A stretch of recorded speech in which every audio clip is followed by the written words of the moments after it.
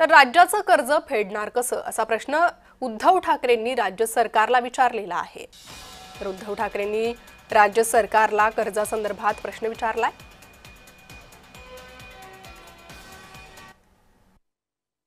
एकूणच या सरकारचा जो काय कारभार आहे तो कर्ज काढून दिवाळी करण्याचा आहे। म्हणजे राज्याचं दिवाळ वाजलं तरी चालेल। याचं कारण की आता जवळपास 9 लाख कोटी म्हणजे नवावरती किती शून्य हे मोजायला सुद्धा फार अवघड आहे। जेव्हा राज्यावरती हे कर्ज येतं याचा अर्थ राज्यातल्या प्रत्येक नागरिकाच्या डोक्यावरती हे कर्ज येतं। विश्व प्रवक्ते संजय राऊतांनी कमीत कमी अर्थविषयक या विषयावर ते बोलू नये अशी किमान अपेक्षा आहे। आज त्यांनी असं म्हटलं की महाराष्ट्राचं राज्य हे कर्जबाजारी झालेले आहे।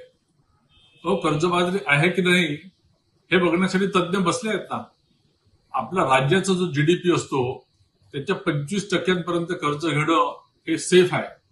आज आपला जीडीपी माननीय देवेंद्रजी फडणवीस यांच्या नेतृत्वामध्ये 500 ट्रिलियनच्या वर म्हणजे 50 लाख कोटीच्या वर गेलेला आहे।